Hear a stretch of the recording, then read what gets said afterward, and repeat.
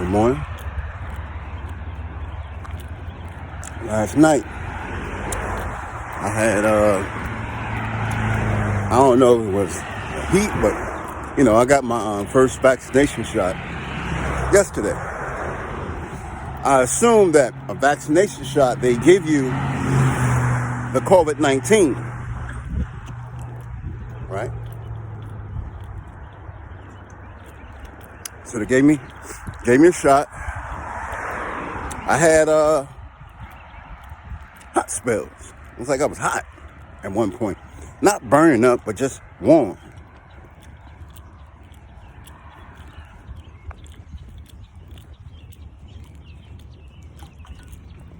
But after that shot, I was hungry.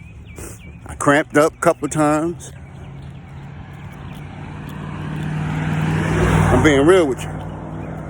2 times in my sleep, I had to get up because my leg was cramping.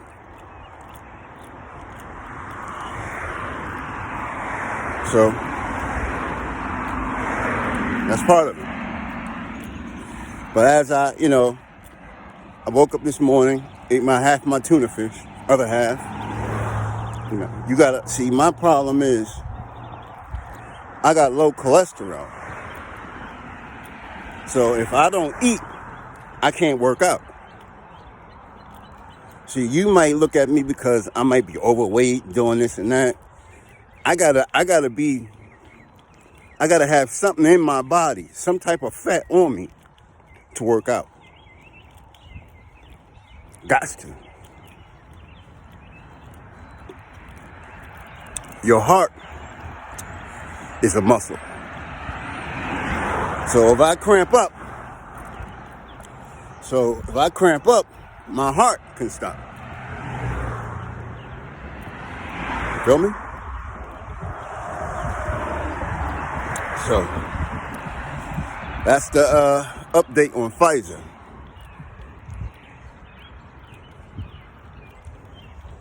It was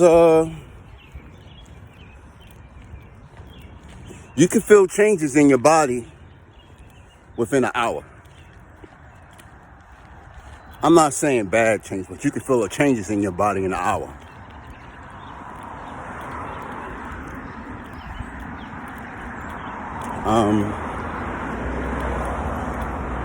So I'm quite sure the vaccination is they're giving you the COVID-19 inside your body for your body to resist it. Hold on.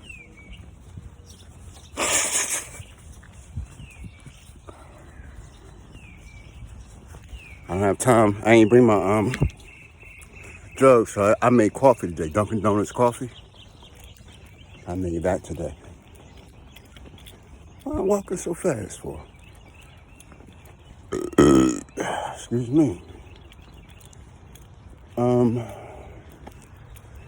Yeah, let's slow it down. Why am I walking so fast? What I want to say.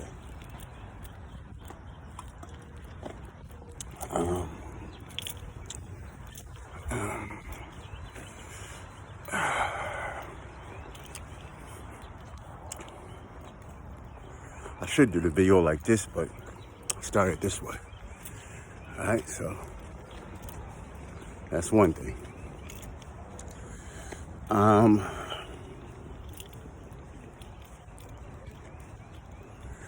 Let's talk about this M100 Century rotator.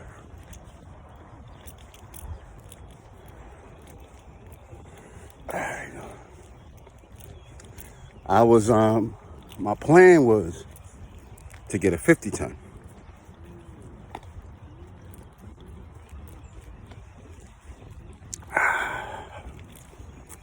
Lift up sea containers.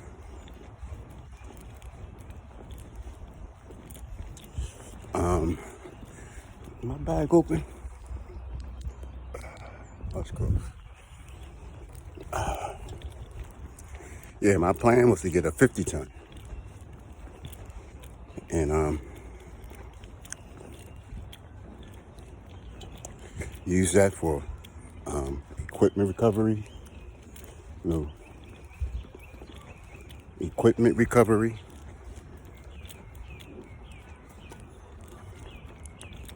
Sea containers. And towing. Now, I'm going to be honest with you with towing. I never had the opportunity to take the drive shaft off a truck. Never did.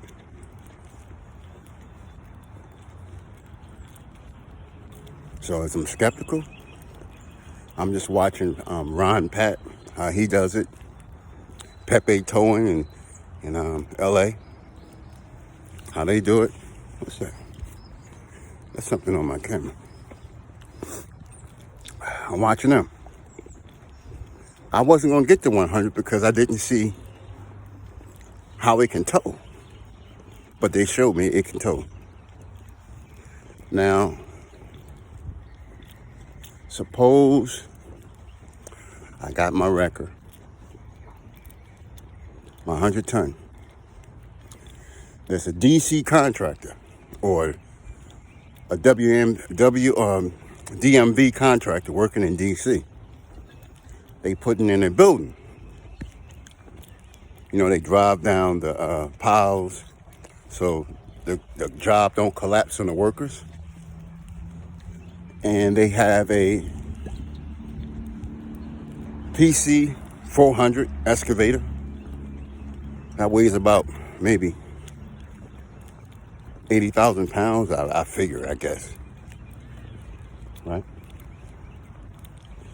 Instead of them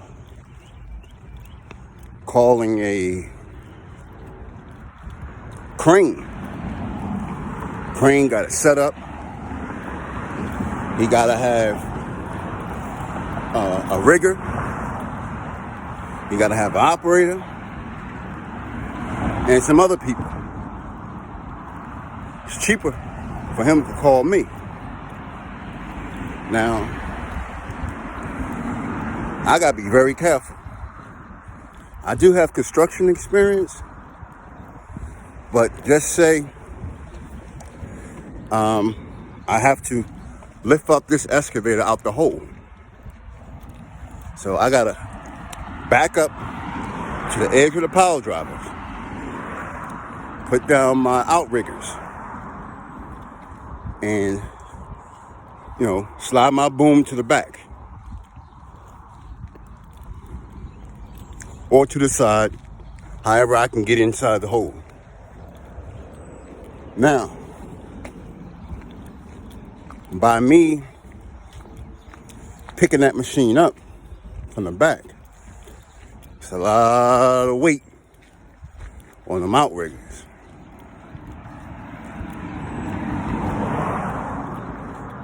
So I have a control module that tells me the percentage and what I should do and what I shouldn't do, or what it could do or what it can't do.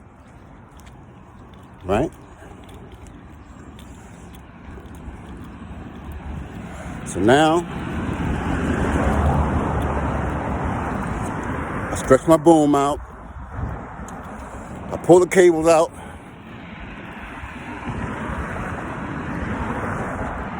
I hook up the machine, I walk down the ladder, hook up the machine to pick up, or I drive the machine towards the edge to be picked up. Hook it up. I'm looking at my load monitor on my screen. I got a remote module. I'm looking at the percentage. I'm looking at the percentage of the pull. And I'm also looking at my wrecker. I'm looking at my baby girl. Right? I'm looking at her. Hold on. It's getting better.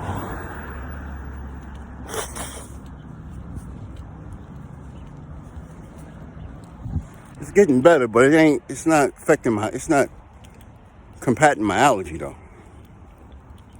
But it's getting better.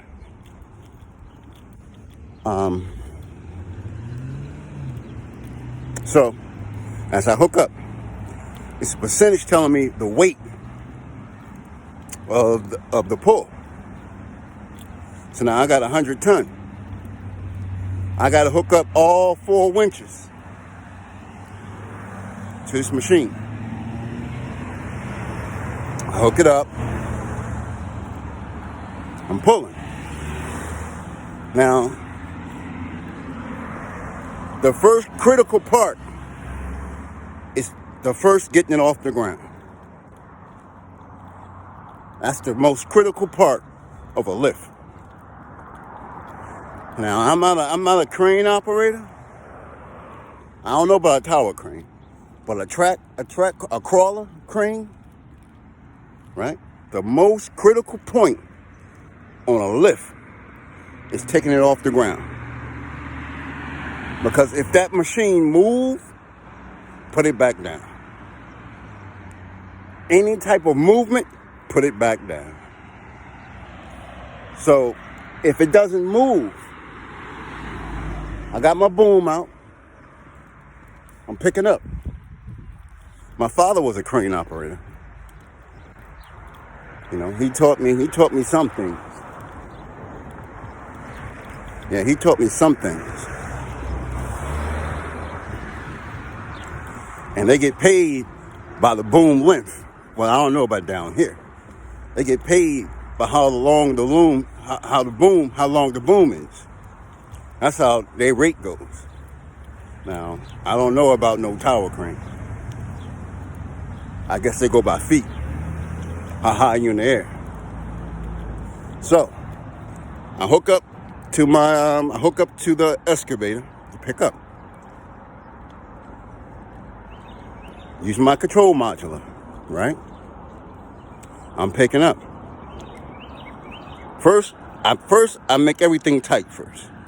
Before I pick up. I want to see it tight first. Right? It's an idle. I ain't revving my truck up, none of that stuff. It's an idle. Just like a crane operator. His first pull is always idle. If you can't pick it up in idle, you need to get either crane service or you need a bigger crane.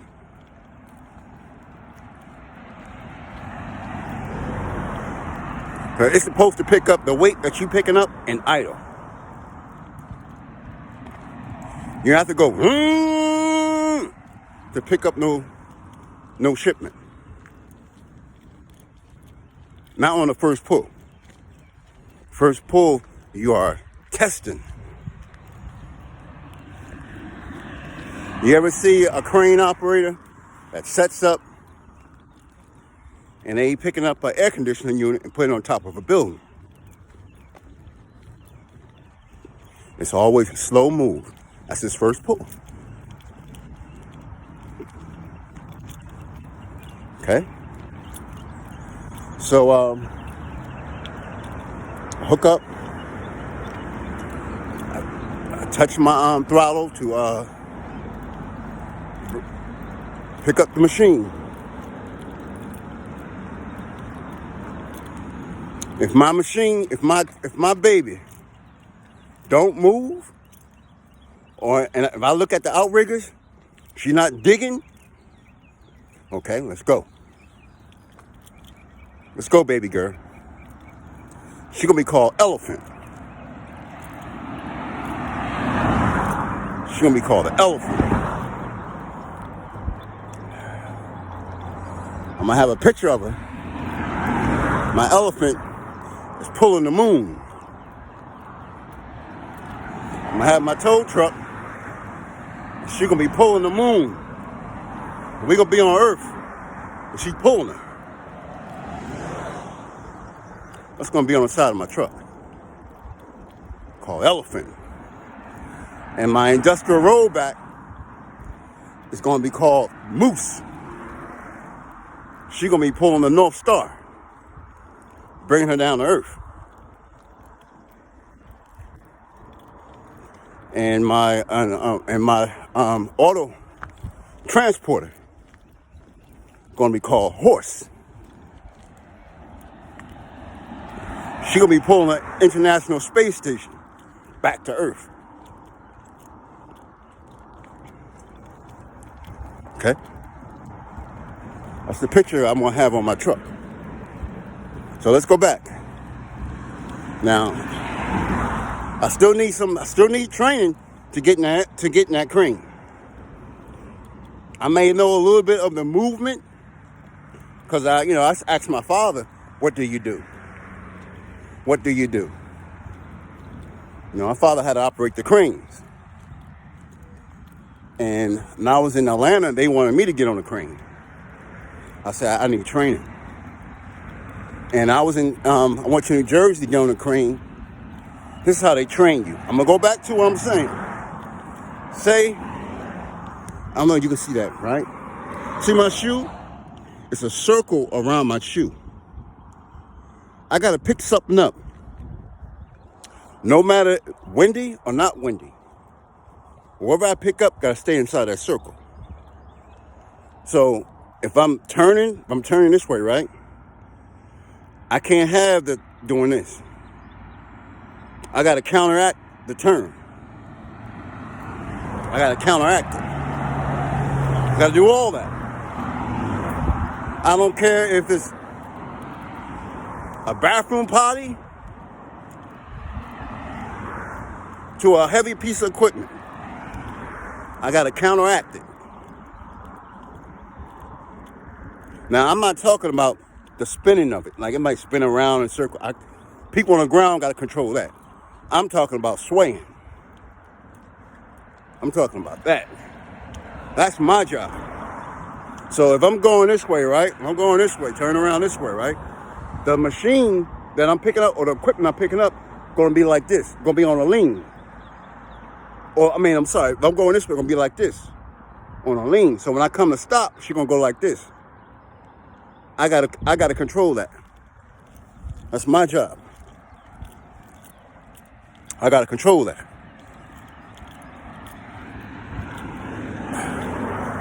It's easier said than done. Takes practice. Until you're able to understand it, that's why when you spin around, you go slow. So if I'm working on steel. I got people. I got iron workers working on steel. I can't just pick up and go like this, right? Because it's going to be like this. It's still going to be like this. So when I get to the point I need to stop at, she's going to keep going this way. And it can hit one of them guys and kill them. See what I'm saying? I got to be able to control that. Hold on. My nose running. I took an allergy medicine. I should take my allergy medicine at night. That's what I should do. I'm going to start doing it. So I got to control that. So then my instructor may sit down, might put down an X, a small X. I got to put that, whatever I pick up, right on top of that X.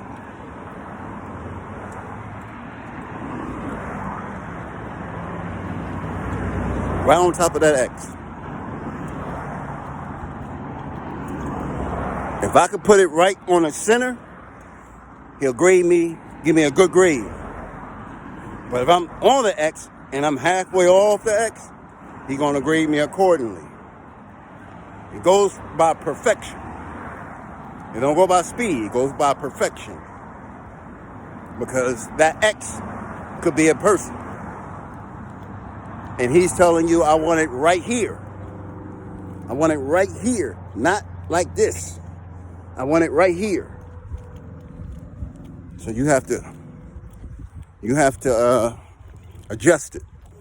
You got a wind meter on a crane, adjust the wind. You have to, now, the longer the boom out this way, the less of the amount of weight you can pick up.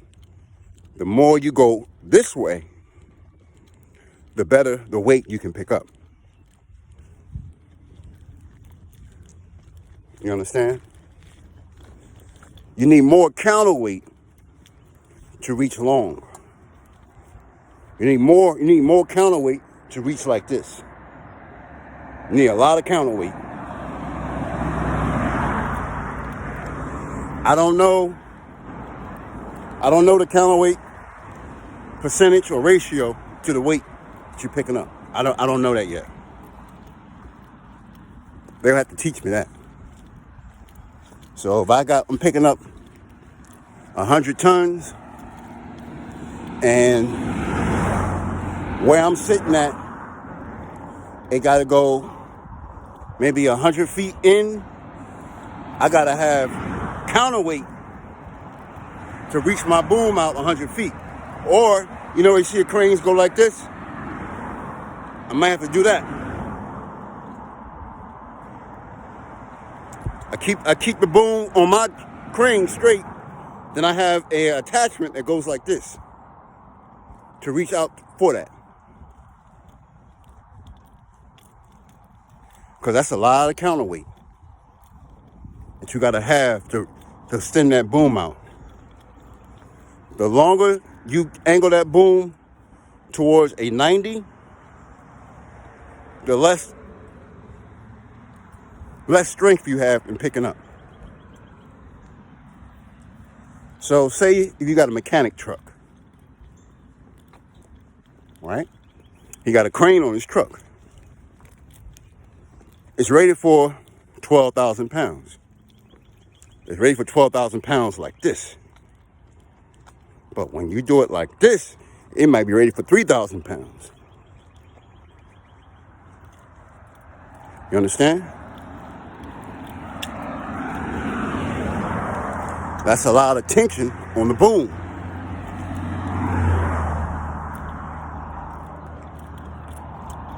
It's just like, take a piece of wood, 2x4, right? If you hold that 2x4 up like this, and you make it like a crane, she's strong. But the more you do it like this, she gonna bend. She gonna bend. That's why flatbeds, they got a bend in it when they empty. You got a bend. So you put the weight on it, it levels out.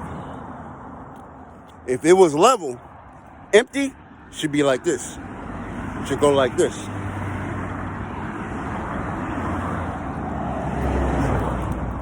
Okay? So, now let's go back. Did I explain? Oh yeah, especially on a crane, you have, just say I got a brand new crane, right? After 5 years, I gotta trade her in.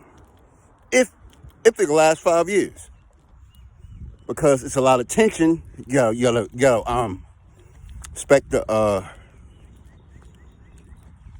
wire cable. You gotta inspect all that. That's why they keep buying new wreckers. Now, a person that doesn't use it on a daily basis, say, I want to buy a rotator. I want to buy a used one. If I don't use it like a heavy company, a heavy towing company, it's okay. She'll last. But if you, on a regular basis, got to use it, it's best to go get new. It's best to get new. Because you got to inspect it. And sometimes it's cheaper for you to buy new than to replace everything on the wrecker.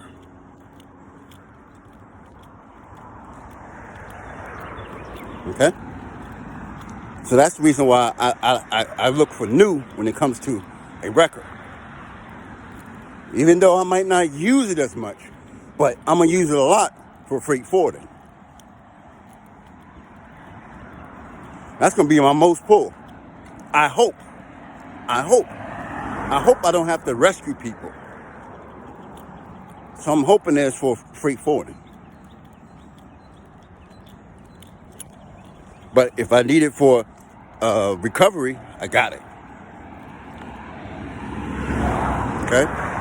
Now, I explained to you I don't know, I forgot the hours that you gotta have before you get inspected. forget. But it's a certain amount of hours you gotta have before you gotta inspect it before you can use that thing again.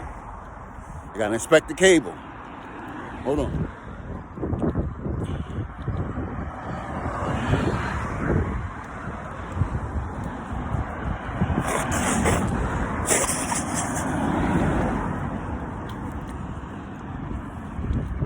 Here's my allergy. Forgive my allergy.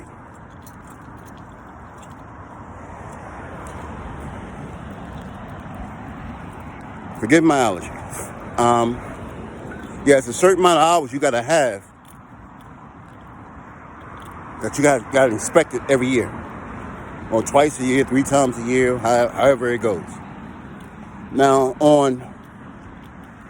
have you ever seen? You may not know it, but when you're sewing, right? You got thread. Well, you ever seen the thread? Like, say you want to sew your pants. You got a hole in your pants. You want to sew it. On the side of both reels is a slit where you could put the string line in there to keep it in place for the next time, so you don't have to worry about trying to find it to thread the needle. It's right on the side. Well, in a crane, the rope is going around the drum, right?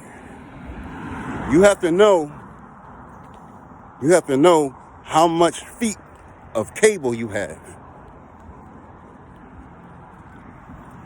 Now, I'm quite sure on the new cranes, it's all computerized. But at one point, it wasn't computerized. You understand what I'm saying? So, just say hypothetically, I got 500 feet of cable, right? So now I'll sting my boom out 450. Let the wire come down. Now, if it's 450, no, I'm sorry. If I got 500 feet of cable, right?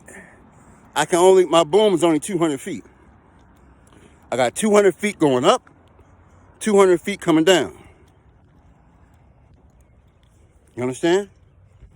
So when I stretch the boom out to as far as it can go, it allowed me to put an attachment on it, maybe a 50-foot attachment. You understand?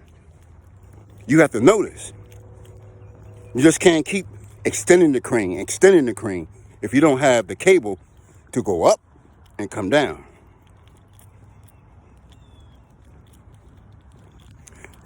I'm quite sure they got computers on it now, but back then they didn't have computers.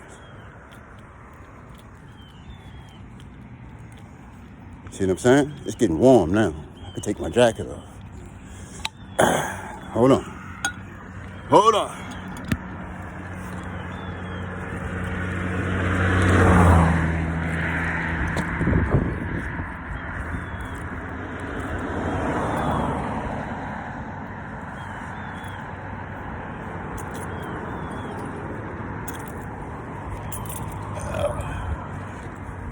Now I feel better. Now we feel better.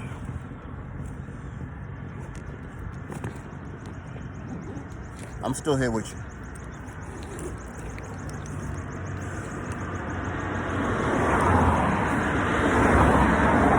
All right. 30 minutes in. 8:20. 8:50. Okay. About 8:50. So, you have to know all this. So when I get my 100-ton record, say my boom stands out, it's different. It's different. Because I can't have the same amount of wheel of ratio like I do a crane. Because I got to do recovery. I may have something 700 feet from my crane I got to pull. And my boom may only extend like 25, 50 feet. Between 50 and 75 feet. That's it. So a wrecker is different. So when I go to Miller Industries and say, okay, I want the M100. They're going to ask me what I'm going to use it for. I'm going to say recovery, mostly. I may have a Cat D8. I need to pull out the hole. I may have a, I may have a Cat 330. I got to pull out the hole. You know? Or I may have to load equipment on my trailer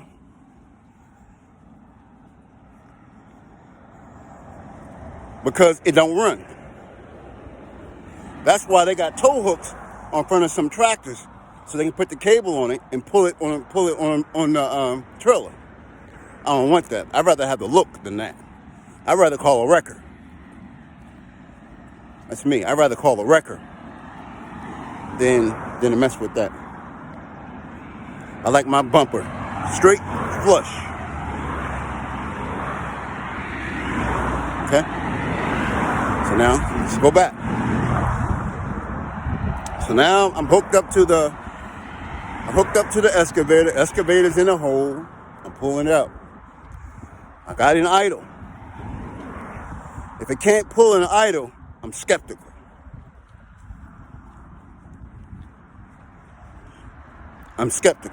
But like I say, now you got computers. You know, experienced crane operator can override the computer. Like, for instance, on Freightliners, they got a rollover risk. So you might be going on a highway, going out, especially 85, going into 95, going north. It's a sharp turn in Petersburg. Your Freightliner will say rollover risk. But if you are an experienced truck driver, you like, man, I know what I'm doing. You understand what I'm saying? So you'll disregard that. Until you're able to know your equipment, it's best to listen. Communicate with your equipment.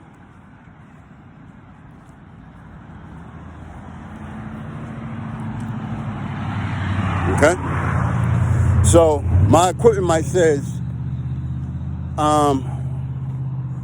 too heavy. I'm gonna back off because I don't know my equipment that good. I'm gonna back off.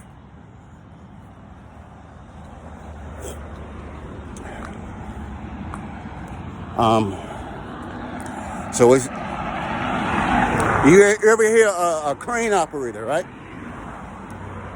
He will say, I picked up 100 tons in idle. The groove 11,500. Man, she picked up 100 tons in idle. You understand what I'm saying? That's what crane operators do. But like I said, I'm not a certified crane operator, so I really can't tell you everything. I know the basics, but I don't have the hours of experience to go on a job site.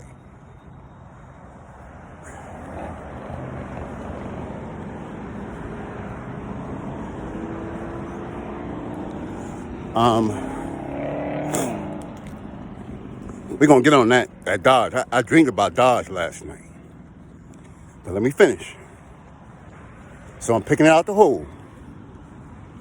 Once it's airborne,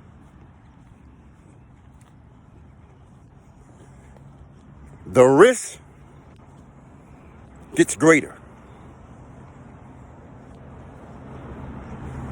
You ever see a crane operator pick something up, then put it right back down, or the rigger say back down? Because the first pickup, they can see that it ain't gonna go well. You ever watch Watch YouTube. Crane fails. Cranes tip over. You gotta watch that.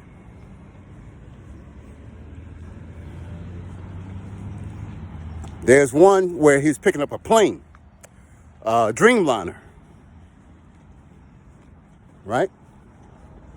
And it fell. The boom, he had the boom too much this way. So it tipped the machine over.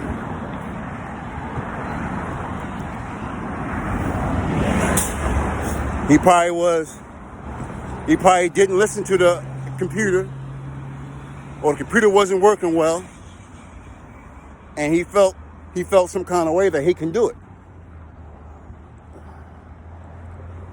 He felt some kind of way that I could pick it up. So he did. He got it off the ground, but somehow she fell. Now the question is, if it's off the ground and had it off the ground for a minute, 2 minutes, why did she fall? I'm not that experienced to give you a professional. And I was grading, I could give you something professional. The grader, the dozer, or even maybe the excavator, I can give you professional reason why. But this is something that I might say might have happened. When he picked it up, allergy. When he picked it up, right? The rigger didn't watch the outriggers. Something had to give. Something gave. Either it was the outriggers.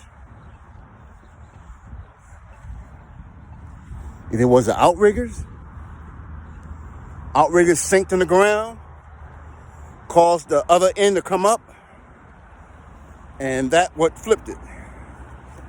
Or the boom bent. Hold on. My allergy. Hold on.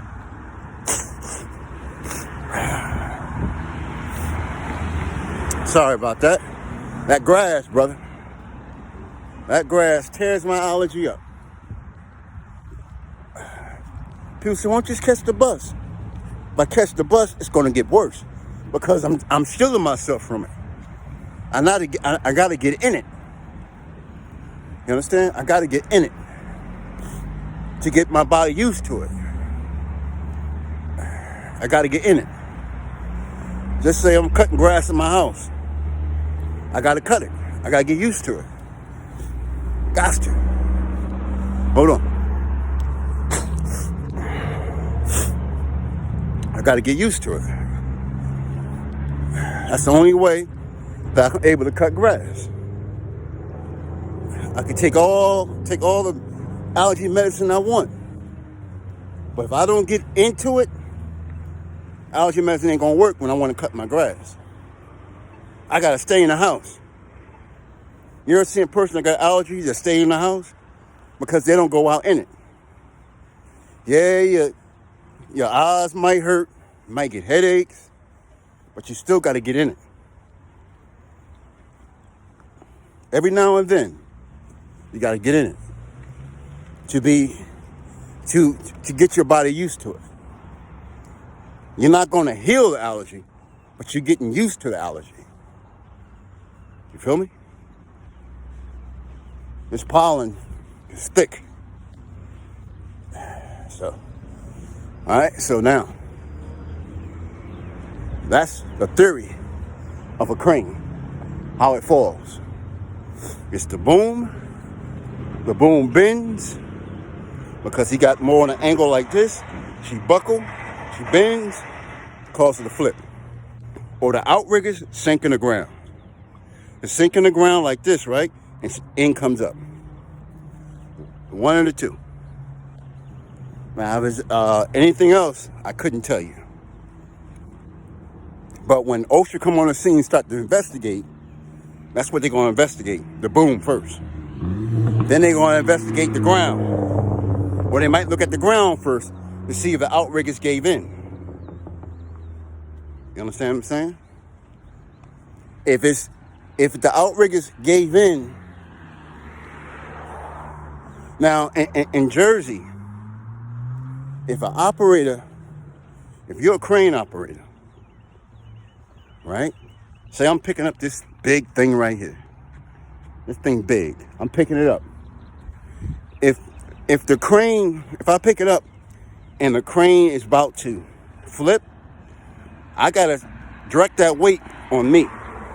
I gotta pull it away from the people. You gotta stay in there. You gotta stay in there. If a crane operator caused an accident and he got out that seat and someone dies, he can be charged with murder because he jumped out. You gotta stay in the seat. You have to stay in that seat. So now when they start to investigate, they looking at, okay, you did the best you could. But now what caused it? So they're gonna give me drug tests. Like when I was in Corinthians Contractors, right? When that excavator fell down, because I was digging for pipes, but the supervisor told me, listen to them. Listen to them. That's my experienced guy. So, okay, I listened to him. So now he having me say this the curb. He having me dig under the curb. And I'm telling him, I can't see what I'm doing. I'm relying on you. But I'm undermining where I'm sitting at. Come on, you can do it. So I said, okay, I do it. Lord, behold, she fell. So here I come. Here comes the OSHA drug test.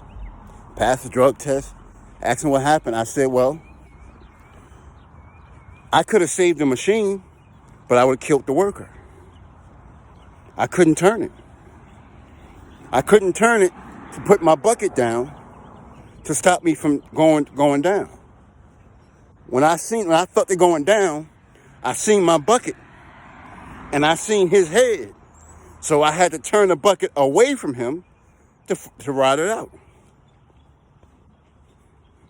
And that's what I did.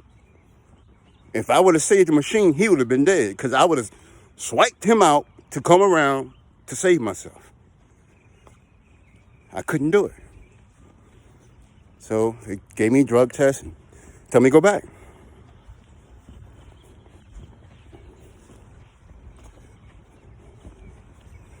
And that's the first thing they do. First thing OSHA do. Even though you might have been smoking weed a day before and you know control, something that you can't control. Because you smoke weed and it's 30 days in your system, weed was the problem. I'm telling you right now, first thing I'm going to say is weed. What you say doesn't matter no more. Weed is the problem. And that's not always the case. But if I had weed in my system, weed did it. Weed did it. Marijuana did it. He was under the influence. That's all they would have said. Under the influence. See what I'm saying? So when you operating equipment,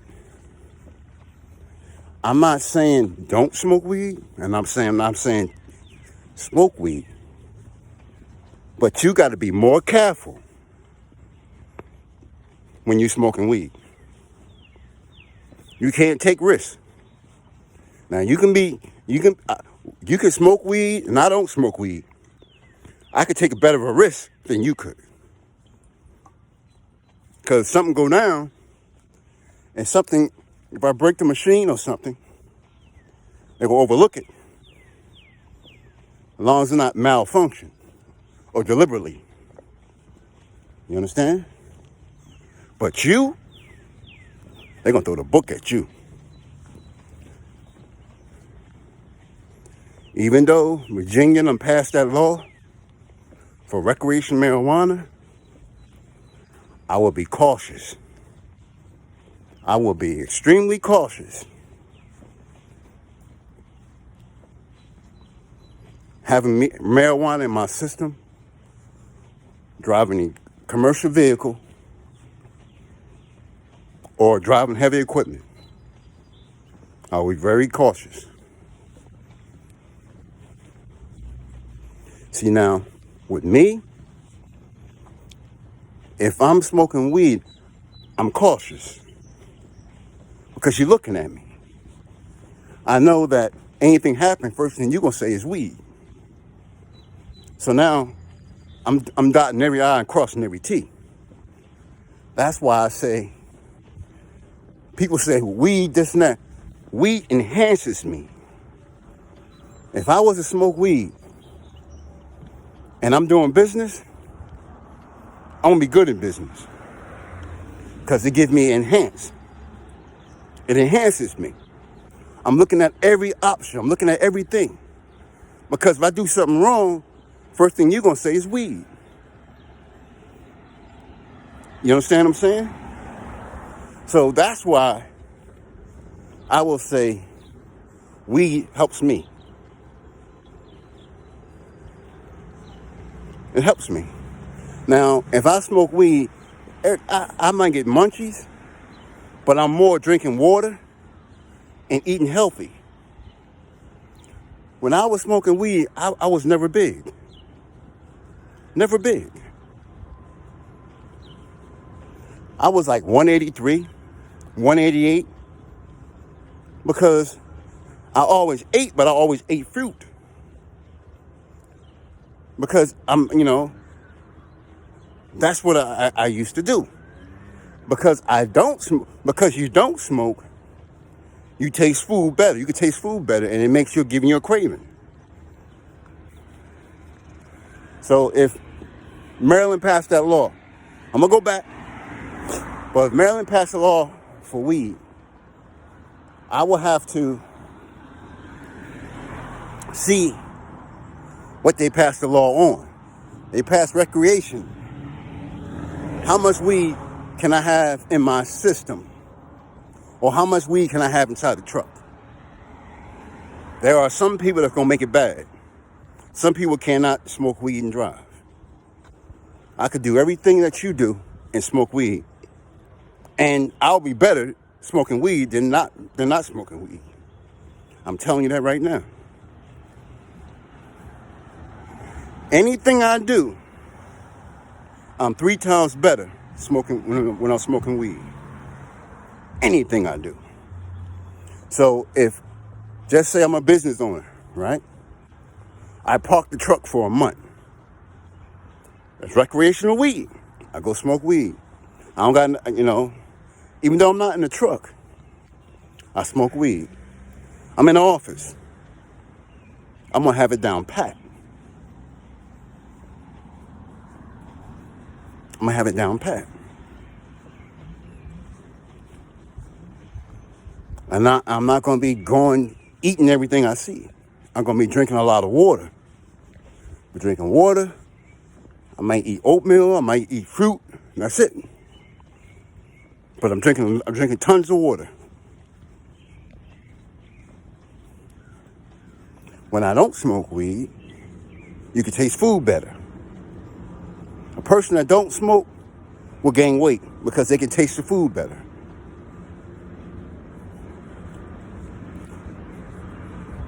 Now, I'm not saying for them to pass the law. I'm saying you can't, just like alcohol. There's some people that can operate a motor vehicle better with alcohol than some people that can operate it without alcohol. You can't judge everyone, but they got to make a law. And the law is for everyone. So, we'll see. We'll see. We will see.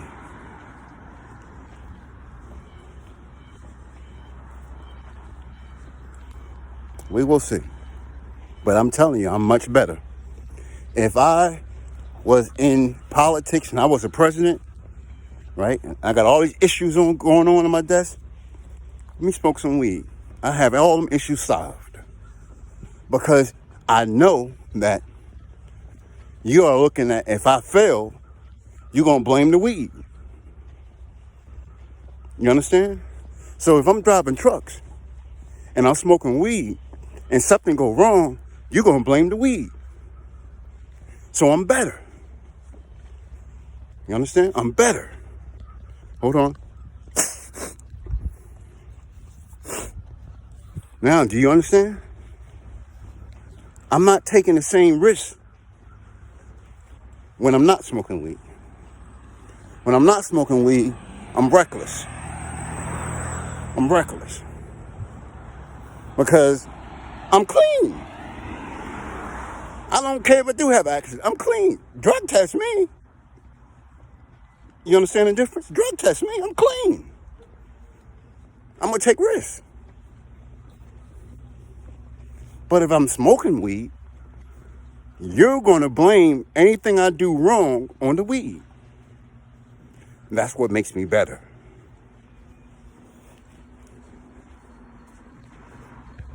That's why God gives me weed. It slows me down. I don't speed. Because if I speed outside of my ability to control, something happen, you're going to blame the weed. See the difference? I'm not reckless with weed.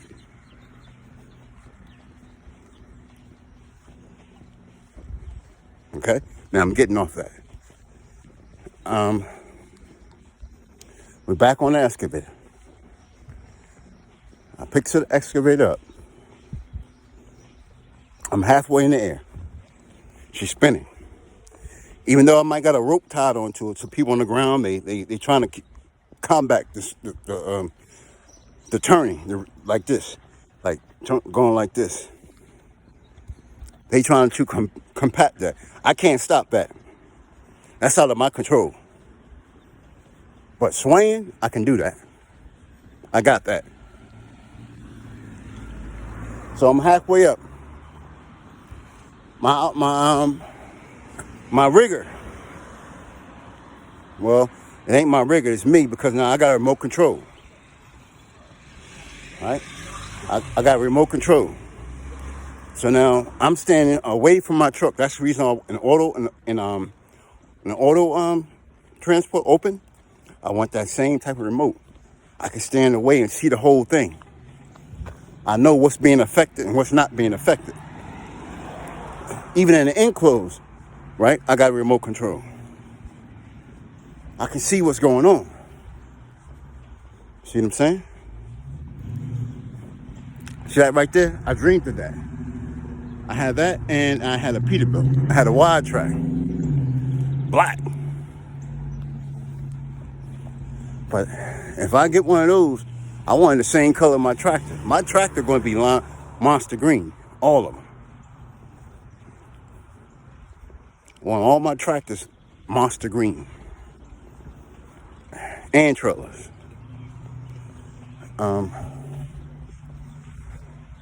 Now, so I'm halfway up. Say the excavator's down 100 feet in the hole. I'm halfway up. I feel a shaking like this. I feel this. That means something, either my outriggers, the ground is giving, or the machine, the connection is slipping.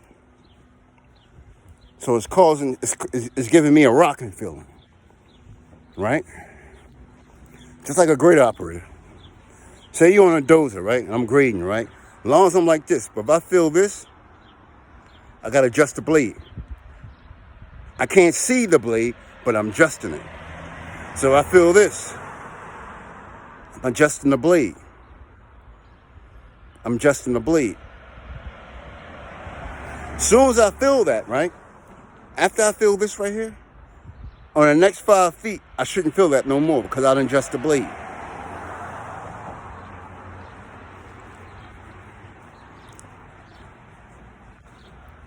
You feel me? As soon as you feel that, you got to adjust the blade. So if my grader is 30 feet long, right? 9 times out of 10, it's going to be the front tire that goes first. So now I got 30 feet. Feel me? I got 30 feet. They really cutting the grass. See that grass?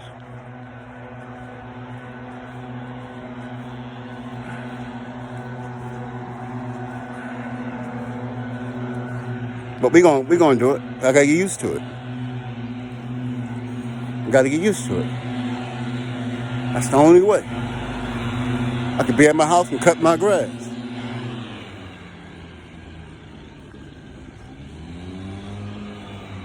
I want to live a normal life, so I gotta get used to it.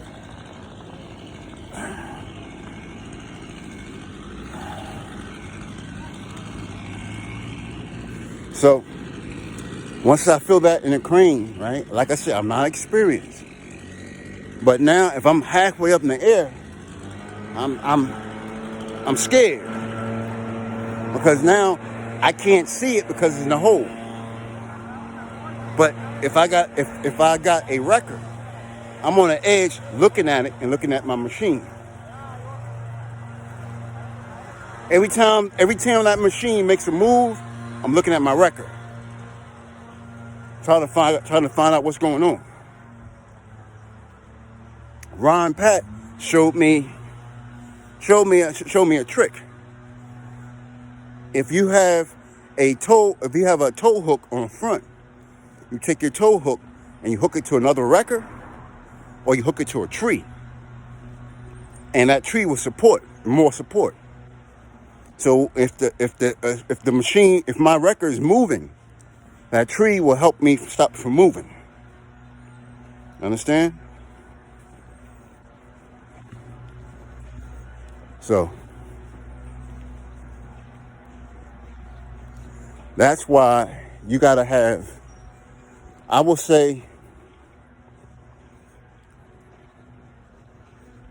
if you're picking up anything, you should have your equipment got to be 25% more weight capacity than what you're picking on a rotator. So if I got a 50-ton rotator, right? 50 ton divided by 4. 10. 4 goes in a 5 one time. That's 10. 4 go 12. It's like 12.5. So the most 12.5, right? So I'm looking at 50, 40, 38. 38 tons. 38 tons is my max I'm going to pick up by myself if I have a 50-ton rotator. Anything more than 38 tons, I'm calling for help. Because I need that extra 25% for support. For support. So whatever you're picking up, you got to have 25% more rating than what you're going to pick up. So if I got 100 ton, my limit is 75 ton. That's it, by myself, 75 ton. Anything more than 75 ton, I need help. You understand? I need help. Now, you see that excavator? See the excavator right there? Can you see it? You see it? The excavator? Right? If I'm picking that up, and that's more than 75, if it's more than 75 ton, and I got a 100-ton rotator, I can't do it. Now, it can do it, but it's too much of a risk me hurting my baby. It's too much of a risk.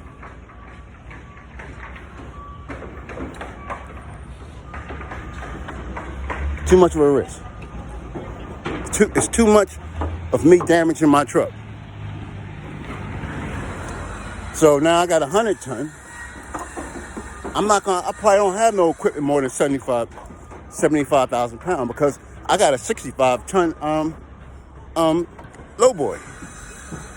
So anything on my low boy, I can pick up. You feel me? You feel what I'm saying now? That's the reason why I think the Lord gave me input of a 100-ton rotator. I have a 65-ton low boy rating. I can pick up 65 tons with no problem. No problem. And don't need no help.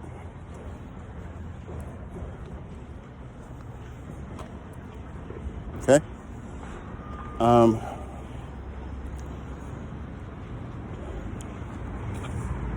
Let's see, hold on.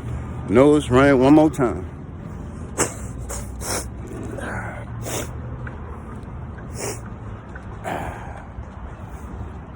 That's the last time I should be out. Cause I'm thinking I'm out the pollen. I'm going to a gas station. I'm out of the pollen.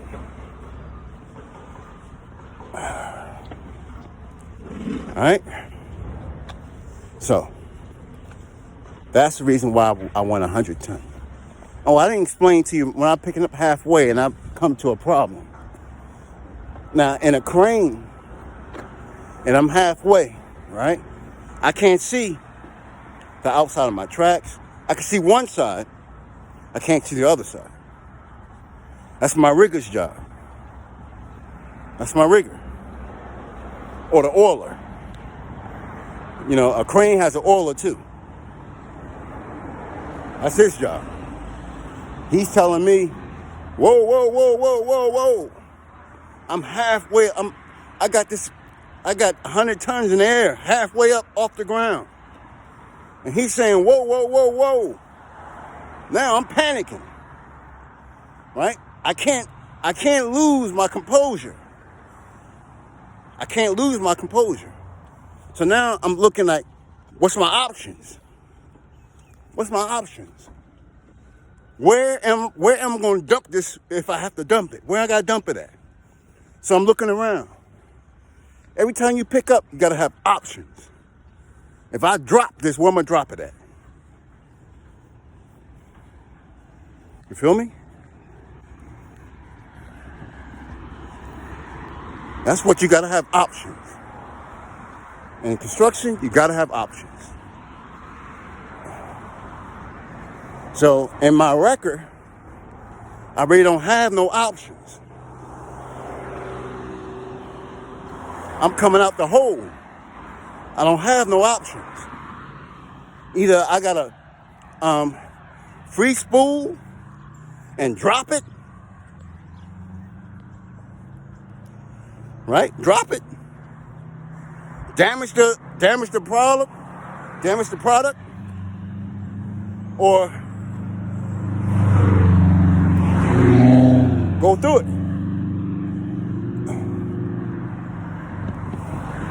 Or try to hurry up and pick it up.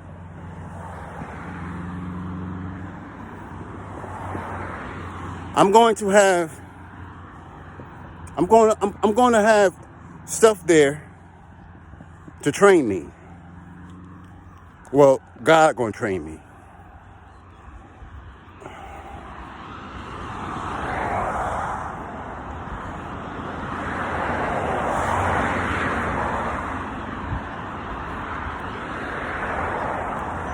That's a must. I ain't even really finished my coffee. See how my nose cleared up? I'm out the pollen.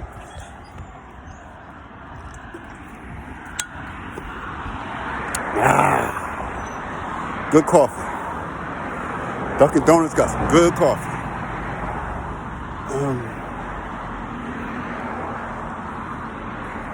So that's what I suggest.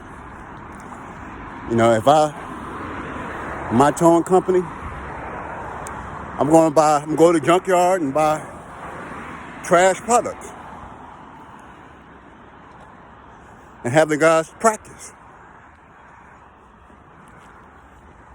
Practice.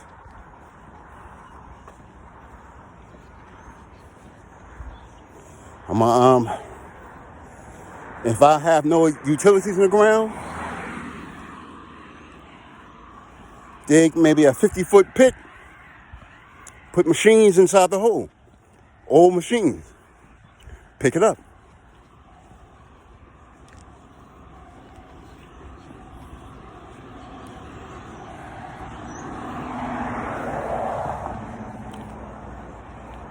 I'd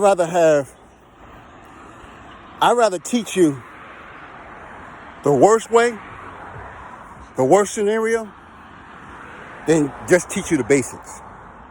Now, a teacher, if I was a driving instructor, right? Say I work for JP Hunt, and I'm a driver, which I had my driving instructor. I passed it. I will, before I take you out on the road,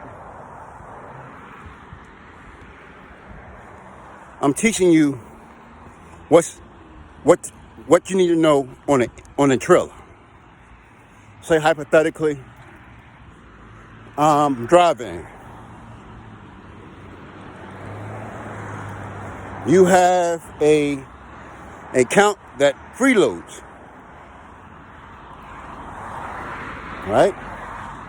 I'm gonna have my drivers in school load that trailer up. They're like, well, I ain't come in for this. My job is to teach you to make you better than me. Load that trailer up. That 53-foot trailer, load it up. Now, after you load it, I want you to secure it. Now, drive around. Are you going to damage the products? Now, drive around the parking lot. Drive it around. Go left, go right. I'm going to take you on the highway, we go drive. Now, we come back. I want you to offload it. I'm going to have eggs. I'm going to have yogurt. I'm going to have all that stuff inside that trailer from the load. If you break any of this stuff, clean it up.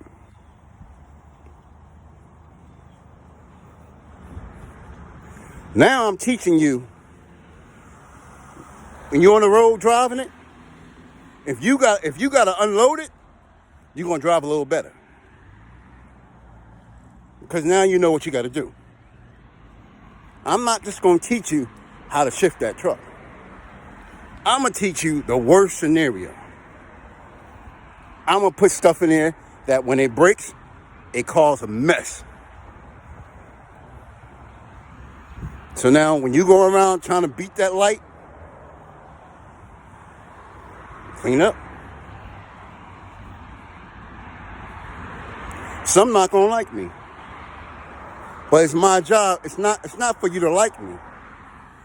It's for you to respect me and for me to teach you. It's my job to prepare you for the worst. That's my job. So, and I'm gonna have yogurt. Maybe not so much eggs. I may do eggs where it's not in the refrigerator. It's okay, as long as you don't break it. That type of egg, when you break it, it stinks. I might have yogurt. You know, yogurt not in the refrigerator, it's just inside a container. As long as it's sealed, you can't smell it, load it up. And once you break one of those things, it stinks. So now I'm training you how to take turns. So when you're driving, you're thinking about man, I gotta clean this goddamn trailer. If I messed up, I gotta clean it. That's in the back of your mind. So I'm helping you. I'm helping you. See what I'm saying? I'm helping you. You might not see it, but once you leave me, you're gonna be ready. You're gonna be ready. You're gonna be ready. You might have 6 months experience, but it's like you have 3 years experience. Because I'm gonna prepare you for it. If we ain't moving, right? I'm gonna have 20,000 pounds. Tell the guys, load in the trailer. I'm not even gonna teach them how to load. I want you to put all this stuff inside the trailer. And let me know when you finish. I'm going to get coffee. I'll be back. Some going to say, well, I couldn't get this. I couldn't get that. Right? Well, I'm going to say, well, what if I pay you per item? And now you can't get certain items. So now you're going to a customer house, right? You can't get everything that they want to take. But they're paying you per item.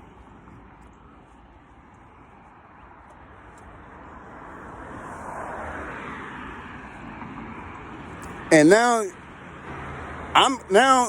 the customer calls me and says that your guys couldn't take everything.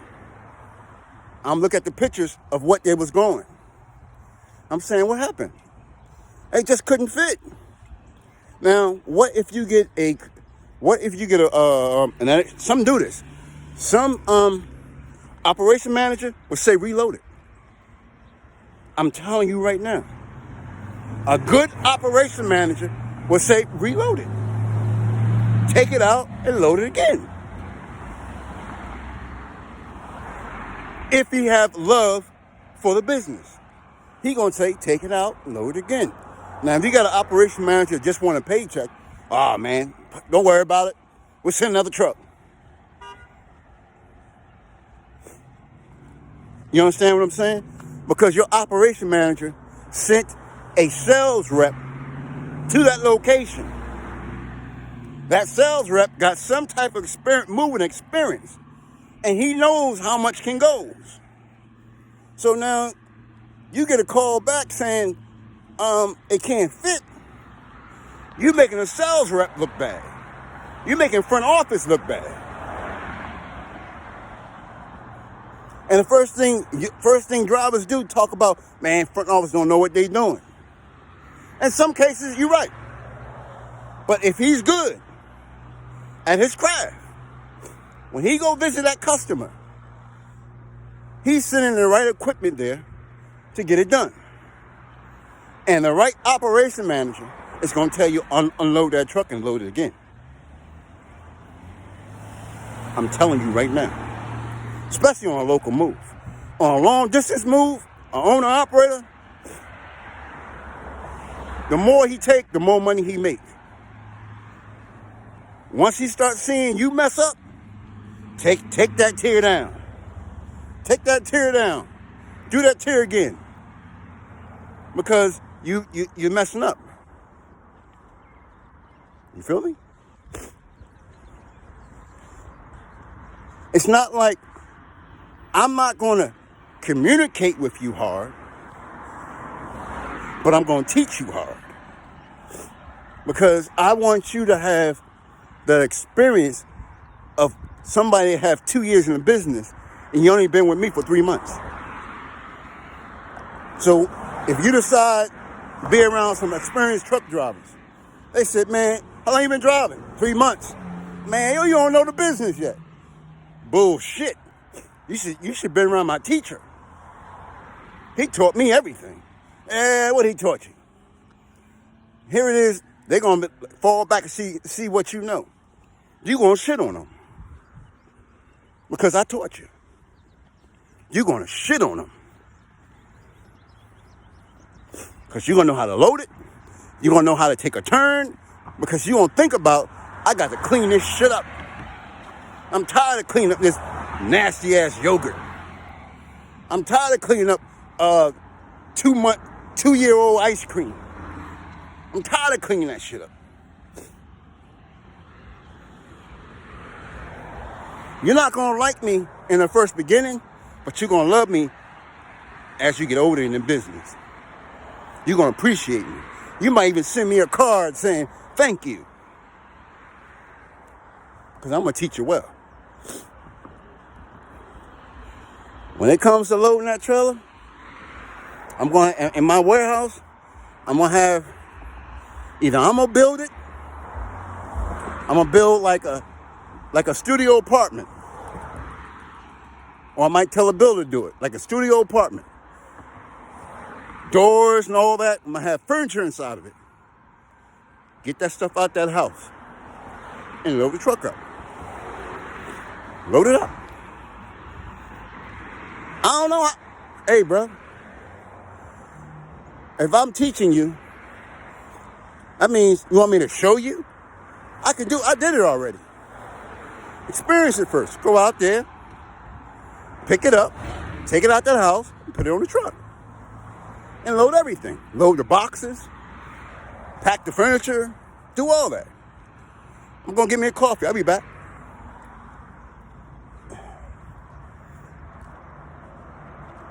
Yep.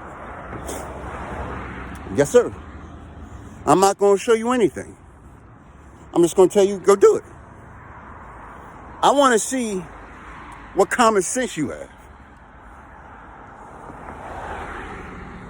Then after you finish doing what you're doing, I'm going to say the reason why I didn't tell you anything, because I want to see if you have common sense. That's first. Because if you got common sense, I can teach you. If you don't got common sense, that means you don't have love. Love is common sense. Understand that. That's the first steps of developing love for what you do, is common sense. Now, if you can't go in that house and bring furniture out, I don't care if I just get you off the street. If you can't get that furniture out the house, I'm not saying the furniture won't be damaged. I'm not saying that. I'm saying if you can't get it out that house, it's a problem.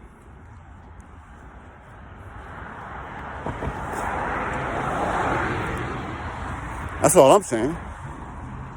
I'm not, on your first time doing it, I'm not expecting not to see no damages. But if I see that you can move it without damages, it boosts you up. It boosts you up. Because now, if I see you damaging the sofa, right? Now I'm going to put you in a glass environment. I'm going to say, oh, don't worry about it. That's learning equipment. No problem. Now I'm going to put you around all glass, mirrors. Pack it up. I'm going to go to, I'm telling you, I'm going to go to IKEA and Target. I'm going to have an expense account. I might spend $1,000 a month just on glass. Just on glass. To teach, I'm going to pull my drivers and say package glass. I might go to Big Balls, buy entertainment centers, furnitures, or go to Goodwill centers and buy furniture. Put it inside the warehouse. I want glass. And just say, pack it up. If you can't pack that up, right? If you can't pack that up, what do you think you're going to do in someone's house? If you can't handle junk, how you going to handle something priceless? See, the first time I'm not going to tell you now. I want to see what you know. Because 9 times out of 10, you're going to fake it until you make it. You already told me lies. Oh, I've been in this, I did this. Okay. Pack it up. I'm not going to punish you for your lies. Because the Bible says, fake it until you make it. So I can't teach you unless I know what you can do. You feel me? I can't teach you unless I know what you can do. So hold on, let me see what time it is. If I'm way before my time, we gotta stop.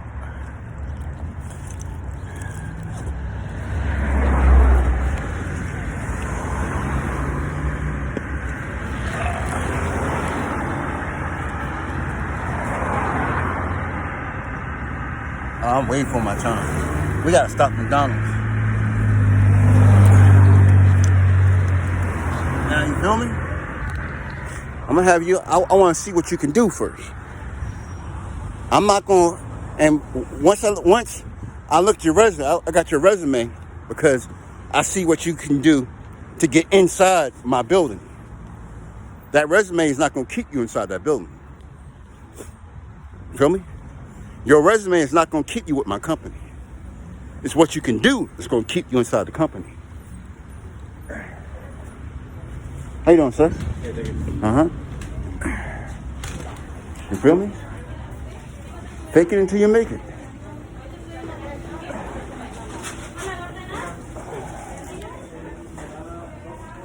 Hold on.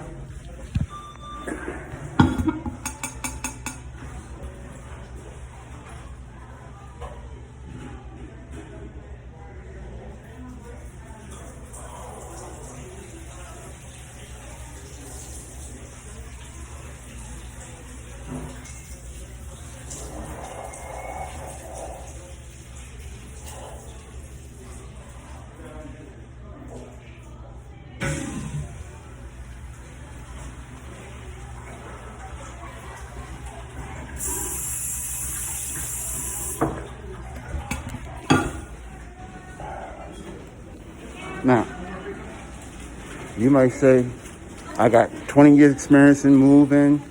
I didn't move. Yes, can I get a steak biscuit? No cheese? The meal or the sandwich only? Give me a meal with an iced tea, please. No cheese, right? No cheese. Want a sweet tea? Yes, ma'am. With a lemon.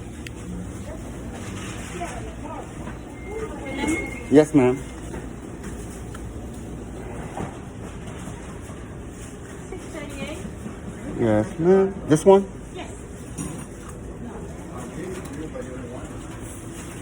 And your resume says you got 20 years experience in moving.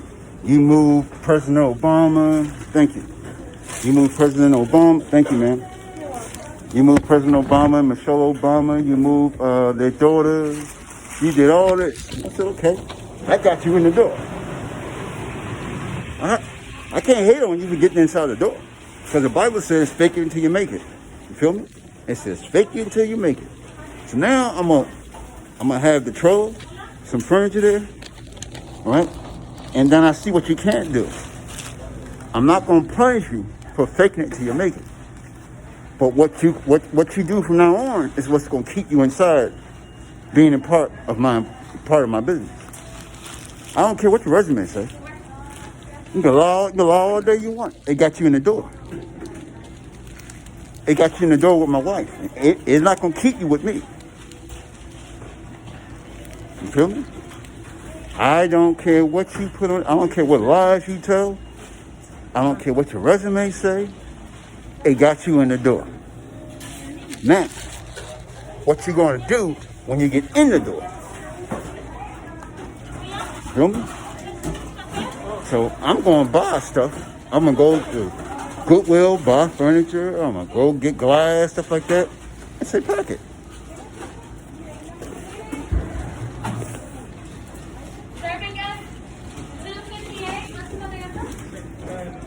What's my number? I know I had a number.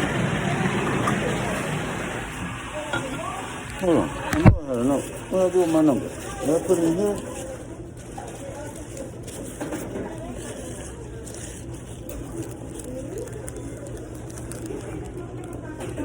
What do I do with my number?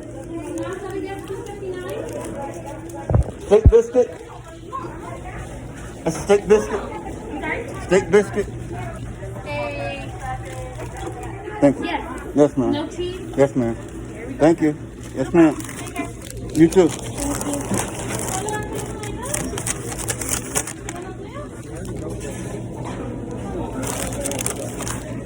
Hold on. I got to put my thermos in.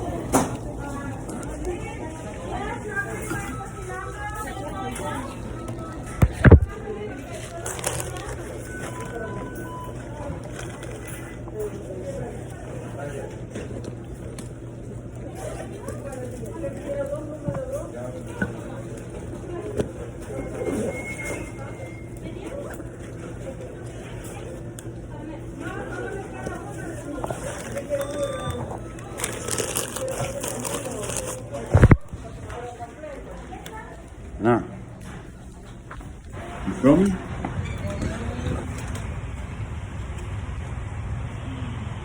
You're welcome.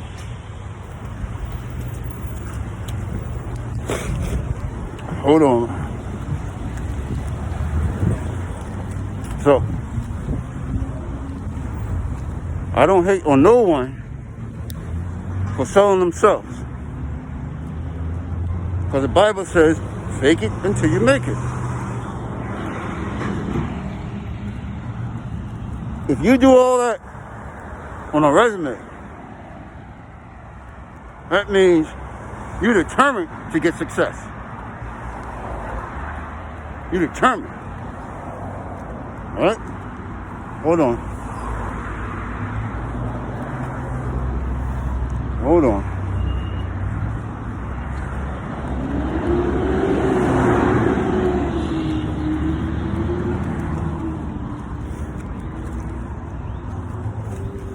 My nose is running. Hold on.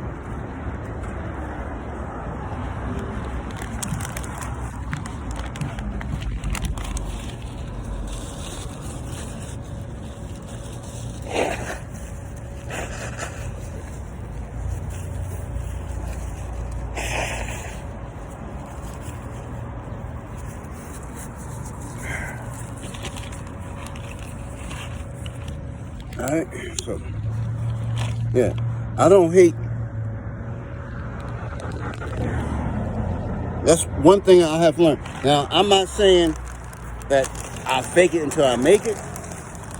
I know something about the business when I put on my resume. Because some people like to question you. Where was the first machine made?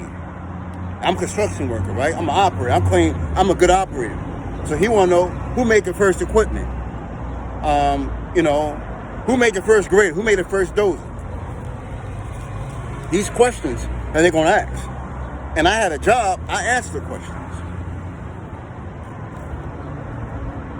You know what I'm saying? So, if you're going to be a truck driver, right? It's very good to know something about the history of trucking.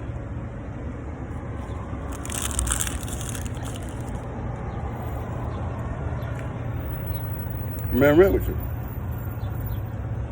I don't know the history of it because I'm not trying to be a company driver, but I know what I'm into. So, you hired my company. You said you work with J.K. Moving.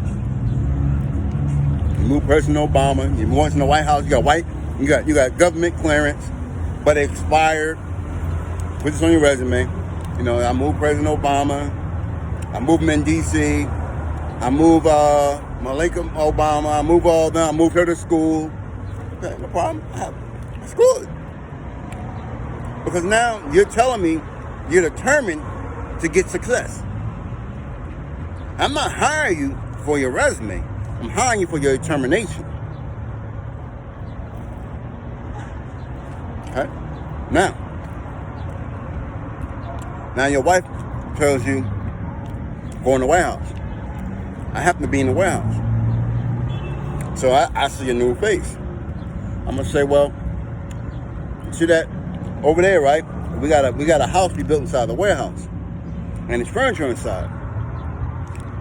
I need you to take the stuff out. You and two other guys. Take the stuff out, pad it, and put it inside the truck for transport. I'll be back. I'm gonna get coffee. I might be gone for an hour and a half, 2 hours.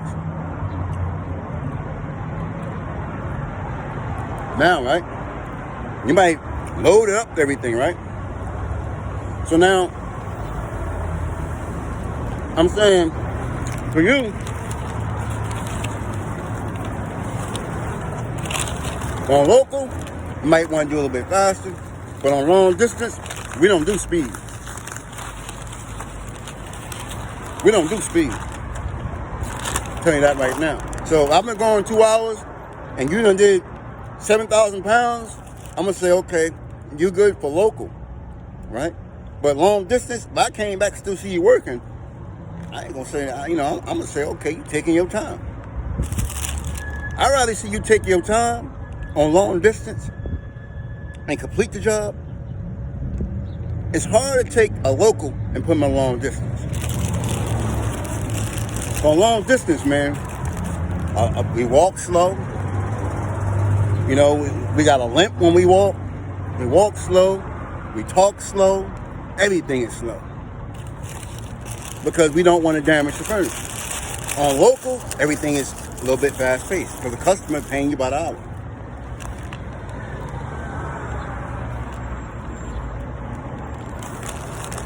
Yeah, I know the business.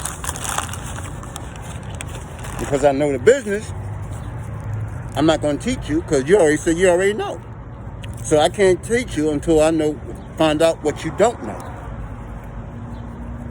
Let me be your strength where your weakness is.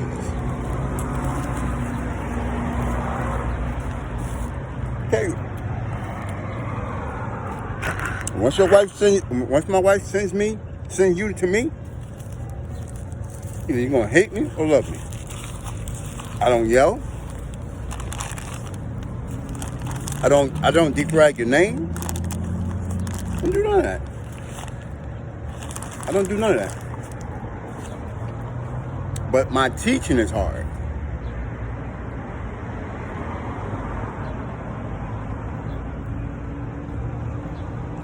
Because now you got my name on your resume.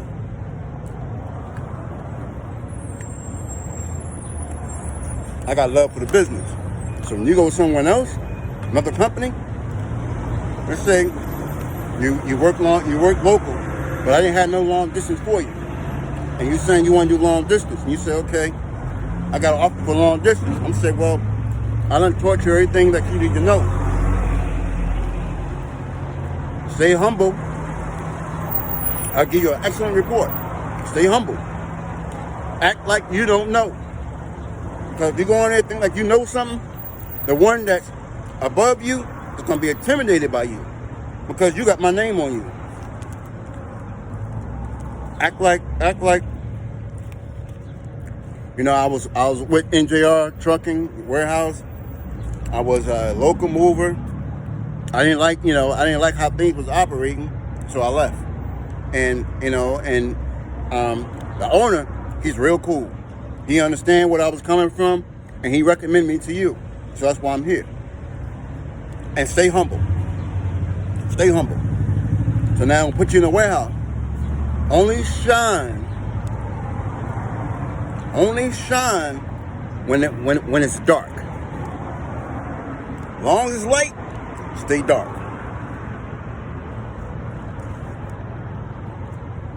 Let me explain to you. Light is everything's going well. Everything going well. Person in charge, feel their muscles, they feel their strength, everything's going great. But let a problem come up. And all I want you to say is, would you consider doing this? That's all you got to say. Is, would you consider doing this? Either he going to accept it, and might say, what is it? Well, tell him, I really can't explain to you, but could you let me try it? I would like to try it. That's when you shine. It's dark. After I teach you the business, Stay dark until the area is dark. Then you shine.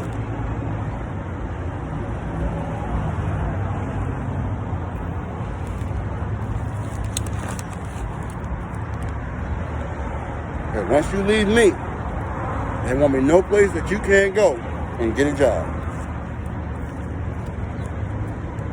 No place. There's gonna be people calling you to get you away from me, giving you money after what I teach you, especially in construction. Especially in construction. I'm telling you right now, if I give you me in construction, they're gonna say, look, man, whatever he's paying you, I'll give you more. And if I feel that you're being hindered from your blessing, I'm gonna say go. I might say, well, I'm not gonna match that offer. You can go. I'm just telling you that because I want you to grow.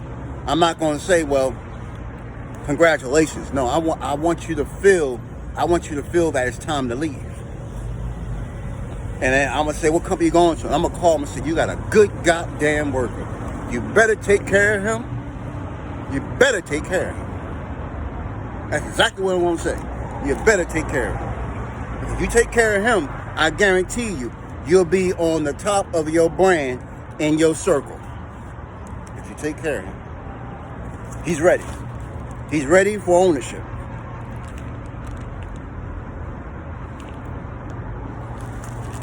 So when it's your time to shine, I might not say, I'm glad you was working here. I might say, look, I can't match that offer. And I probably could match that offer. But I want you to go to get your own, because a prophet is not accepted in his own town. He's not accepted. People that work here with you, watch you grow, is not going to respect you unless you go somewhere else.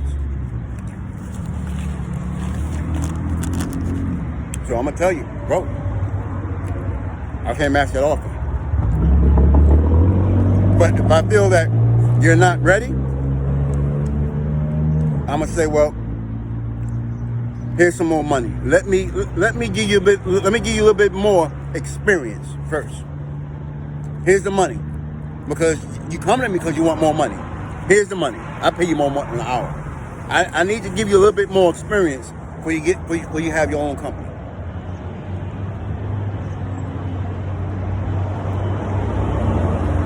I will never stop you from growing. Never. And that's real talk. I will never stop you from growing. When I don't match that money, that means I'm letting you know it's time for you to grow.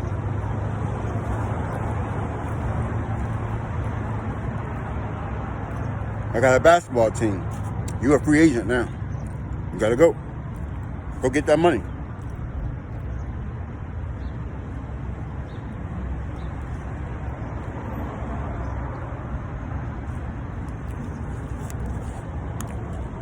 See what I'm getting at? If I give you the money because I feel you're not ready yet,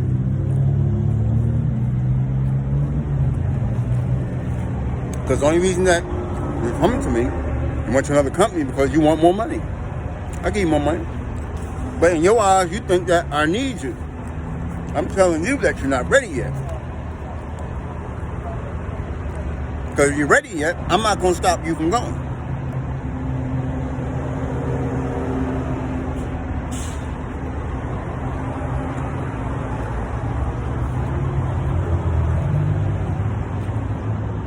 I go out here, recruit somebody else to replace you. It might not be you. It might not be you. In the first 3-4 years, it might not be you. But they're getting the job done.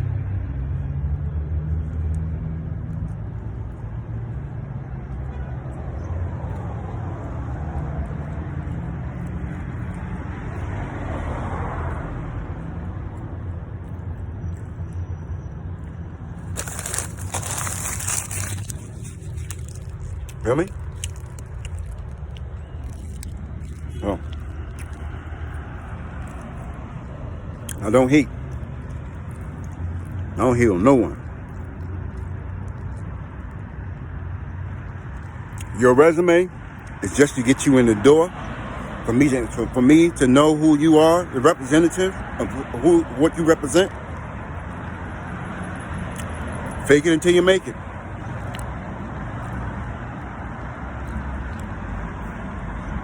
But that resume is not going to keep you in the warehouse, in the truck, or in my company, on the machines, or labor. It's not going to keep you. That resume I'm ripping up. Once I shake your hand, your resume is trash.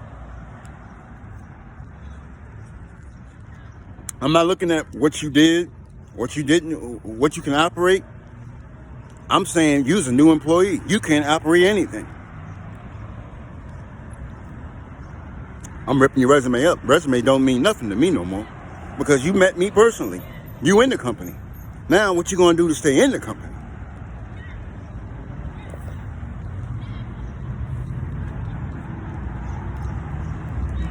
Feel me? I don't care if you can operate 10 machines. And you put in your resume, you operate 10 machines. When I shake your hand and say, welcome to NJR, you can't operate anything. I don't know what you can do.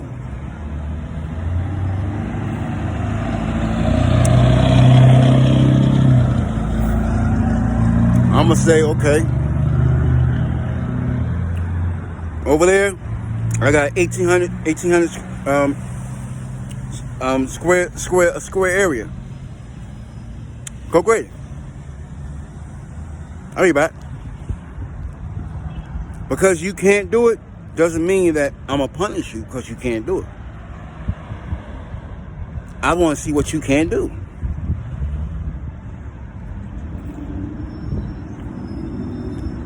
I'm not gonna be the one saying, man, on your resume you say you did this. Nah, I'm not looking at your resume. If you can't do it, okay, now I know what you can do. So now I'm gonna say, well, where you having a problem at grading 1,800 square yards? Where you having a problem at? You might say, well, I'm used to a John Deere. Well, I'm gonna say, look, I'm not gonna go get a John Deere just for you.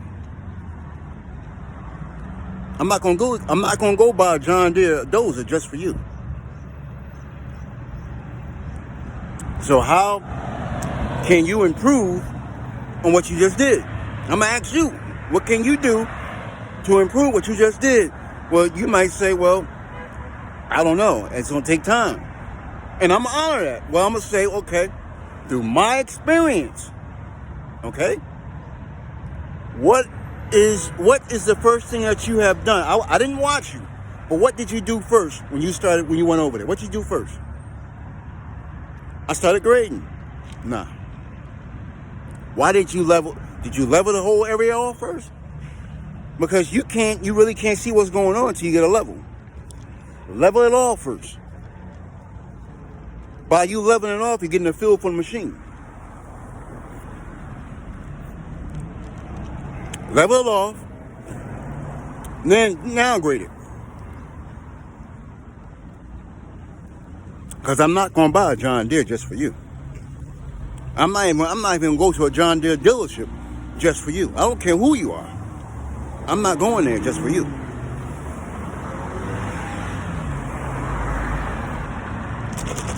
So I'm letting you know that now. This is what I like to do. I like John Deere excavator. I am not going to John Deere just for you. It ain't happening.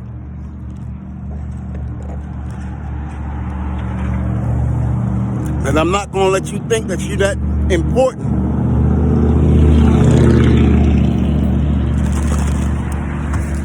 We do everything as a team here. What you can't do, your fellow employee can do. You do what he can't do. So if you're not good on that machine, you fall back and let your other employee get on that machine. But I'm not buying something just for you. Because now I'm showing that you's important. You're not that important. And I don't care how much you can do. You're not that important. It's a team here. It's union. You understand? You're not that important. Hold on. I do it when I get inside. Okay? I gotta stop now.